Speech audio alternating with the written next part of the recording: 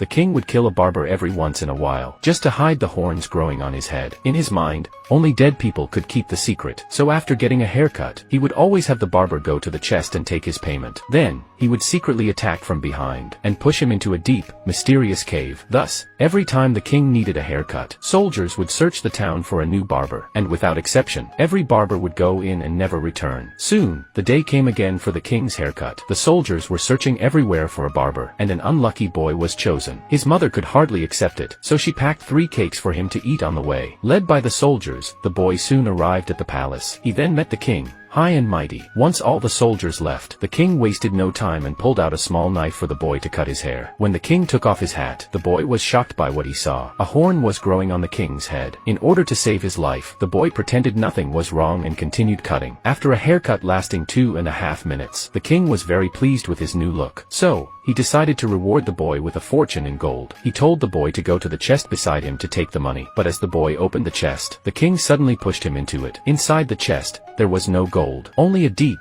mysterious cave with a rushing river beneath. The boy, caught off guard, was swept away by the current. The king thought the boy would die, but to his surprise, the boy survived. The surroundings made the boy shudder. There were piles of bones everywhere. The boy realized the place was full of danger. At that moment, he just wanted to escape as fast as he could. Just then, a noise came from beneath the pile of bones, which startled the boy and made him step back. In the next moment, a giant snake appeared before him. Without hesitation, the boy immediately began to play the flute in his hand. The music made the giant snake happy, and then the boy took out one of his cakes and offered it to the snake. The snake, moved by the boy's kindness, let him go, and sent him out of the cave. Just as the boy escaped the snake's mouth, he was spotted by a hungry wolf in the forest. The wolf lunged toward him, but the boy scrambled up a nearby tree, barely escaping becoming the wolf's meal. However, the wolf was determined not to give up, so the boy played the flute again. When the wolf fell down, the boy was knocked off the tree. The wolf's stomach growled loudly from hunger, so the boy took out the second cake and gave it to the wolf. After eating, the wolf decided to let the boy go, and carried him out of the forest. On the way, they passed a house by a lake, so the boy waved goodbye to the wolf. He thought he would spend the night there, but little did he know, he was walking into a trap. The house was owned by a famished old witch. Seeing a new victim at her door, the witch used magic to transform into an old woman. She warmly welcomed the boy inside, and as soon as he sat down, the witch revealed her true form.